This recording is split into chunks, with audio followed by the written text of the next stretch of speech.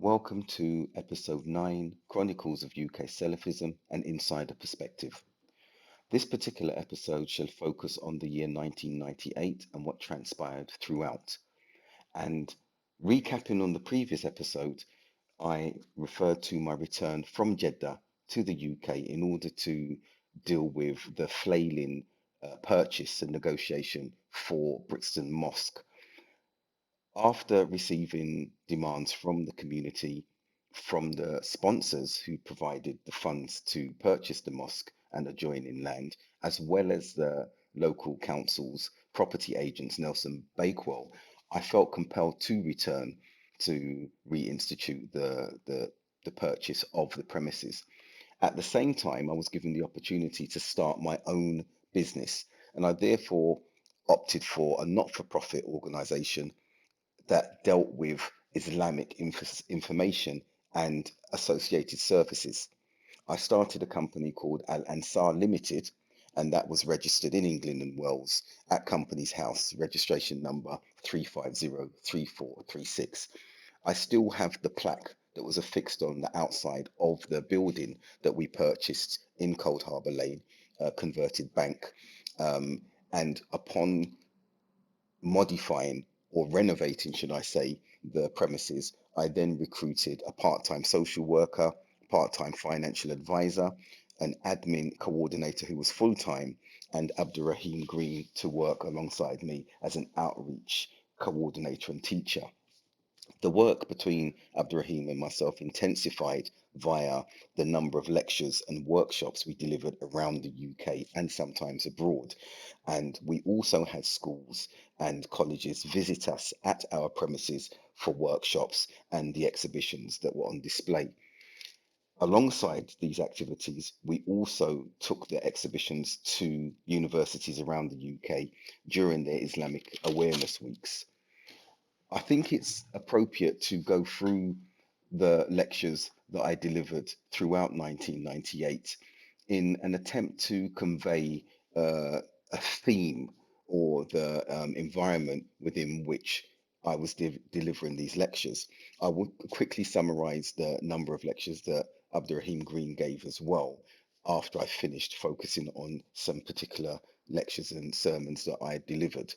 Now, I designed an activity report template to capture data about these events so that we could assess and analyze the results of what we were doing across the UK. And I will start with the 18th of February, in which I delivered a lecture entitled Who Oppresses Women, Islam or the West? Now, the venue for this was Queen Mary and Westerfield University, and the attendance was 90% Muslim. The focus on this occasion was the role and rights of women in Islam. On the same date, I've got my typed notes for a lecture in the University of Oxford, Oxford University. Who is this man? And I basically focused on the Prophet Muhammad, sallallahu alaihi wasallam, peace and blessings be upon him, his character, and how Islam spread at his hands. And became one of the fastest and continues to be one of the fastest religions, growing religions in the world today. On the 25th of that month, I delivered a lecture entitled The Reality of Death at Loughborough University, and it was mainly Muslims in attendance on that occasion. And then in the following month, on the 17th of March, I was in the Royal Holloway University and delivered a lecture entitled Why I Became Muslim. The 18th and 19th of that month saw me deliver two lectures at Leeds University. The first one being why I chose Islam again, and the second one being about Islam and the West. In the second lecture, I explored and discussed how Muslims should reside, participate, and interact in wider society. On the 25th of March, I was in the University of East London delivering a lecture entitled Racism, Islam, the Most Colourful Religion. And on the 25th of April, the following month, my lecture was about symptoms of weakness of faith and the ways to increase it at the London Guildhall University. Again, predominantly Muslim attendance. On the 29th of April, I delivered the now popular talk or lecture, Rap to Reality, in the University of Sheffield. And the attendance was 80 to 100 participants, 60% Muslim, 40% non-Muslim. The following day, I was in Loughborough University on the 30th of April, delivering a lecture entitled What It Means to Be Muslim. And on the 3rd of May, I delivered a lecture to the Tamil community in London, the Islamic Dawa Centre, called Imitation of the Non-Muslims. On the 14th of that month, my sermon at Dulwich College was entitled The Traps of Iblis. And on the 15th of May, I was in Newham College, Stratford, delivering a lecture called The Day of Judgment. The 21st of May saw me in Oxford University again, delivering a title entitled Rapture Reality. And 4 days later, I was in Portsmouth Arts Centre and delivering another popular lecture, Why I Became Muslim. Now, there was a gap between the lectures between May and September, and the recommencement of my lectures was on the 15th of September, and it was entitled Afghanistan, the Muslim Response. And that was delivered at Dulwich College. Now, there was a 55% Muslim attendance and a 45% non-Muslim turnout. And I focused on the reaction of the US under the tenure of President Bill Clinton to bomb Sudan and Afghanistan as a response to the terrorist attacks in Kenya. And while focusing and condemning the terrorist attacks in Kenya, because of the nature of wanton terrorism that is synonymous with violent extremist terrorists, the Khariji methodology and ideology, it was necessary to focus on that and unpack how the extremist ideology leads them to these particular actions. However, I also addressed the reaction of President Bill Clinton to attack Sudan and Afghanistan without any evidence whatsoever that Osama bin Laden was actually behind that. It was just a knee-jerk reaction in which he wanted to assuage the concerns and anger of the West, of the Kenyan population because of these terrorist attacks. One of the individuals, as I mentioned in my previous episode, who was allegedly working alongside or working for Osama bin Laden and representing his organization in the UK, Khalid Fawaz, I would be representing or working for a firm that represented him in later years. And this Kenyan case was one that was also attributed to him. So I therefore got to see the file and see the extent of the devastation and the carnage that was caused by because of the photographs and the evidence that was contained in those files. Moving to the 25th of September now, Roger Bolton Productions visited the mosque and my organisation Al Ansar to conduct a documentary for Channel 5 called The Mission. That focused on our outreach work, the composition of the community, and interviewed members, including myself, about our conversion to Islam and having that duality as Muslims and Brits at the same time. On the 4th of October, I was delivering a lecture in South Street, Reading, entitled Is Islam a Threat? And the nature of the titles you can see from the last one on the 15th of September about Afghanistan and about whether Islam is a threat, because there were palpable concerns about Islam in view of it being raised in the media due to the extent of those devastating Kenyan attacks and the mass casualties that exceeded 200 from what I recall. I discussed in this particular lecture what it meant to be a Muslim in the West, and again, participation and how Islam and many elements of Islam are compatible and conducive to residing in the West. My next lecture was on the 16th of October as an actual sermon in Brixton entitled Diseases of the Heart. And then on the 21st of October, I had to deliver two lectures in different parts of the country. The first one being in Oxted County School, These were actually, excuse me, these were actually workshops, and this one was entitled Religion in Everyday Life. And I conducted that workshop with uh, all non-Muslim students on that occasion. I then set off to get to Loughborough University for the evening, where I delivered my second lecture entitled Priorities for the Muslim Student. There's an important note I want to make at this point. I've given some numbers and some percentages of the attendances at these events.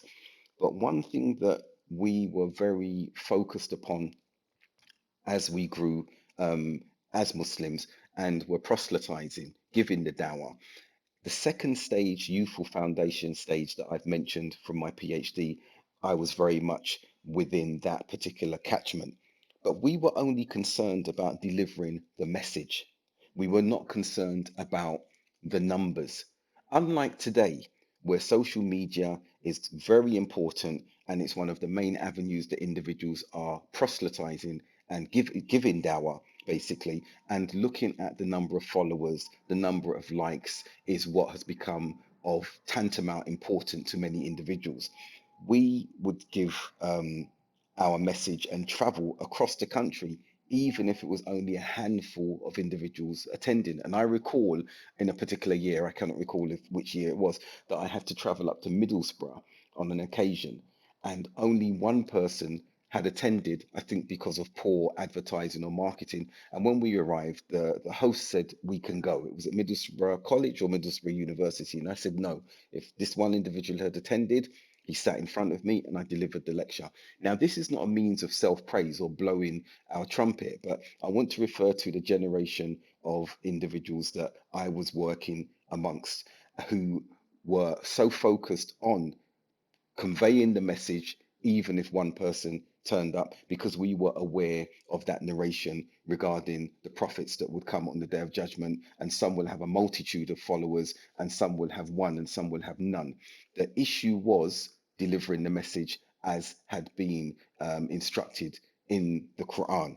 Moving on the 20 from the 21st of October, the next lecture was on the 28th of October, and that was in the Mill Community Centre in Bristol, and that was entitled Rap to Reality.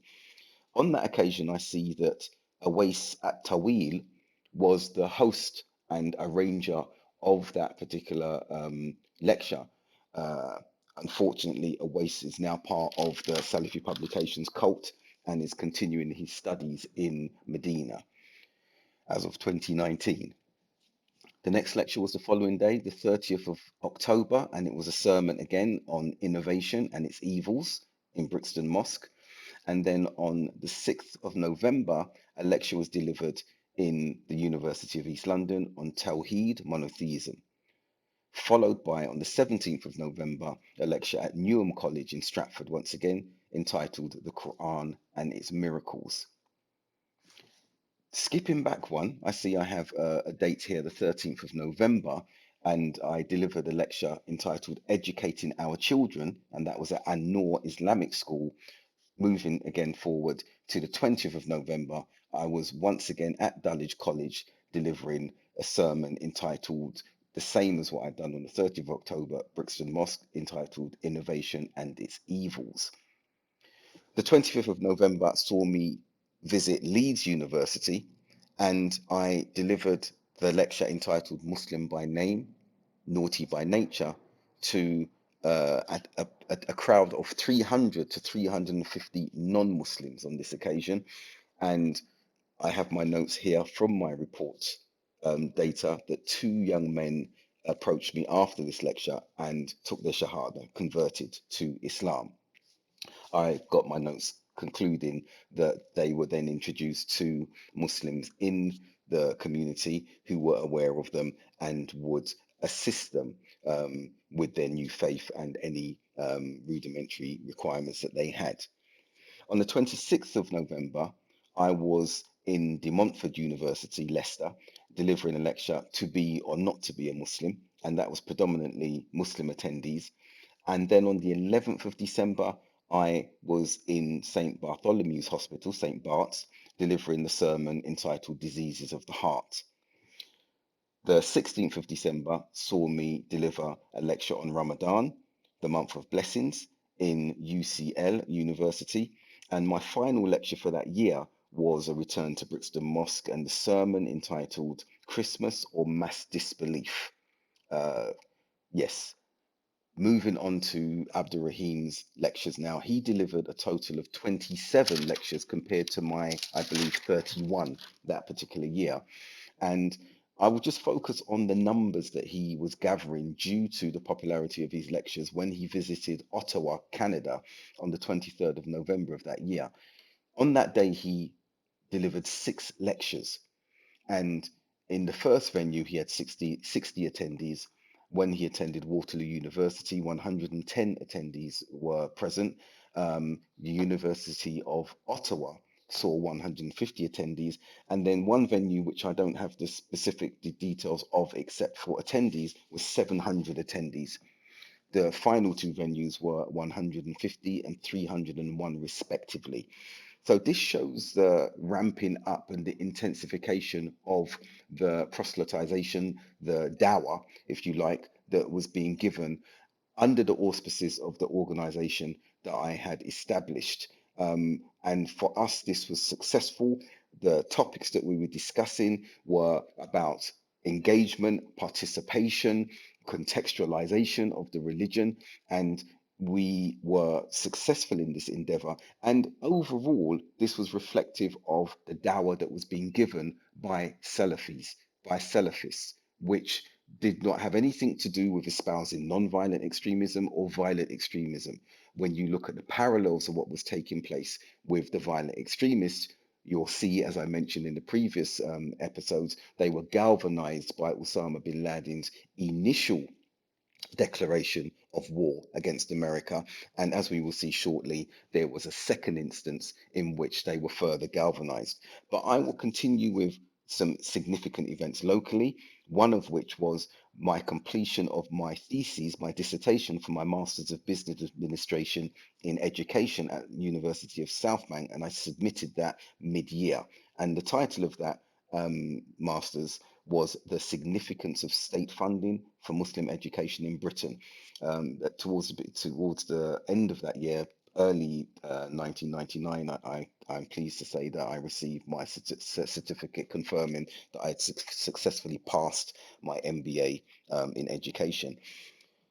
The reason I've brought this particular example is because at that time as well, Zacchaeus Moussaoui, the now infamous 20th bomber of 9/11, was also attending University of South Bank, the University of South Bank, and he was in the same faculty, completing a master's degree in business studies, not an MBA like myself. I think he was ahead of me, but we used to see each other occasionally.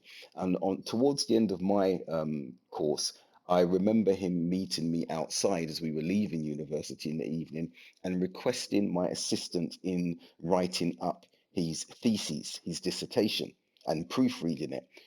Suffice it to say that I immediately declined due to the polarization that was taking place with him and his vociferous nature and argumentative approach regarding political issues and his understanding or misunderstanding of jihad. Another significant local event that took place occurred on the 27th of March that year, and that was with the finalization and the purchase of Brixton Mosque and Islamic Cultural Centre and the adjoining land, making the premises the first Salafi owned and Salafi led mosque, Salafi managed mosque in the UK. The title deeds for the property were initially SGL 12553, and after being transferred to the owners, myself, Suleiman Abdus Sabor, Tamim Osman, Sheikh Mohammed Kamal, the number was revised to TGL 145425. A brief note on this. The solicitor who I had appointed and was a colleague of mine, having worked for him, um, decided that he would purchase the premises in a manner different to other acquisitions of premises, other mosques around the country, because he was aware of and involved in arbitrating and representing parties that were in disputes concerning ownership and management of other mosques, and he wanted to try and avoid that eventuality with Brixton Mosque. So the mosque was actually purchased under the Land and Property Act, I think 1925, and the four individual names that I've given became the sole proprietors and owners as trustees of the mosque, and we remain so to date. And the reason I'm mentioning this is because, unfortunately, as years have transpired and as we're in 2019, the current administration have embarked upon particular moves which the community were unaware of, in which they registered a second charity in exactly the same name as Brixton Mosque and Islamic Cultural Centre. They used exactly the same address, and they tried to appropriate the land and property that belongs to the original trust in order to obtain ownership of it. And us becoming aware of it, three of the four owners, because unfortunately one of the owners is with them in this, we've decided to take our own action and speak with the Charity Commission to investigate this and investigate their legitimacy in this instance. And sadly, that's ongoing. Moving away from this now to more significant national events that occurred during that year. And the first of those is the 10th of April, Good Friday or Belfast Agreement, that was made and ratified by British and Irish governments, heralding in the hope and prospects of peace in Northern Ireland. This was seen as a significant achievement for Tony Blair under his prime ministership. On the 23rd of May, the following month, the agreement was accepted in a referendum with 75% of Northern Ireland voting yes. However, unfortunately, a few months later, on the 15th of August 1998, the Omagh bombing occurred in Northern Ireland, in which 29 people were killed and a further 220 injured. This was considered the worst terrorist attack of the Troubles. Moving across now to significant international events that did affect the local communities and Muslim communities, particularly the Salafi ones, in view of them being at the forefront of this fight against the violent extremists and their propaganda. On the 8th of January, Ramzi Youssef, who was known and is known as the nephew of Khalid Sheikh Mohammed, who was accused and has since been incarcerated as the mastermind of the later 9/11 attacks of 2001 on the World Trade Center and around the US. He was imprisoned and sentenced to 240 years in prison for his role in organizing the 1993 attacks on the World Trade Center, the first attacks on the 22nd of February 1993, in which an estimated 50,000 people had to be evacuated due to the extent of this bomb. The bomb created a 200 feet by 100 feet hole, causing a train station ceiling to collapse. So he was incarcerated 5 years after this terrorist attack on the World Trade Center. And on sentencing, he declared, "I am a terrorist and proud of it." So his imprisonment was something that was of significance to the violent extremist community. And we see immediately after that, just over a month after, Osama bin Laden published his second edict, his second fatwa declaring jihad against all Jews and crusaders. And before I move on to the next event of significance that affected the dynamics and the environment in which we as Muslims were living and participating in society, Abu Osama al-Zahabi subsequently did a refutation on Sheikh Omar Abdul Rahman, the blind sheikh who was also implicated as a mastermind behind these attacks and subsequently arrested and imprisoned in the US. I still have that cassette of that refutation. On the 3rd of April, still relating to that particular case of Ramzi Youssef, his co-defendant Iyad Ismail also received a sentence of 240 years for driving the actual van that was loaded with the homemade bomb. And the final um, nationally international event of significance that I'll mention here was on the 17th of August. Now, after first denying any sexual impropriety in January, President Bill Clinton then admitted and confessed to an improper physical relationship with his intern, Monica Lewinsky. And this was scandalous for the world because it was something that caught the attention of the world due to this being a very popular president, charismatic president on this in this instance. For the Muslim world and for our local community, I would say, and even the national Muslim communities, the bombings of Sudan and Afghanistan were considered a distraction from President Clinton's domestic and public humiliation. And that's why in the lecture that I referred to in Dulwich College, there was also that intimation that this could be state legislated or state sponsored terrorism as a result of bombing Sudan without any real or hard evidence, and doing the same for Afghanistan. I'll draw to a conclusion by referring once again to my personal learning and instruction. And I have in front of me here 40 pages of handwritten notes from Imam Barbahari Shah Sunnah as taught by Sheikh Ahmed Awais, continuing from the previous year. And my notes of the 21st of April refer to point 63, which I'd like to quote. Quote, to have faith that with every raindrop there is an angel who descends with it until he places it where Allah, the mighty and majestic, has ordered.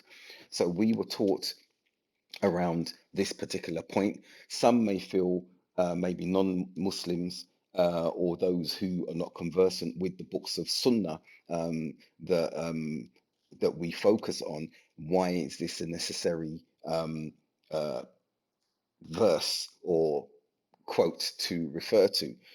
This particular book was looking at everything to do with the belief system of the Muslims and also aspects of the Sunnah and how to understand the Sunnah. And this was just another aspect of this great Imam's book that was taught and the associated lessons that could be learnt from it. These lessons continues across the year, the 28th of April, the 5th of May, we were looking at point 71, the 12th of May, point 72. On the 9th of June, we looked at point 74. And on the 9th of October, which are my last notes for this particular subject, we had arrived at lesson 33 and focused on point 93. I won't read any more points out because I've referred to point 63 already. Again, I will conclude by highlighting the nature of the lectures that I was delivering, the sermons that were being delivered, the discussions that were taking place. And hopefully it's becoming clear to the listener that the focus of the Salafi proselytization, the Salafi Dawa, the adherence to Salafism was antithetical to that which was being propagated by the extremists, their propaganda, their emotional cry for violent reaction, for misrepresentation of jihad, their excitement at destruction and what emanated from the Kenyan bombings of earlier on.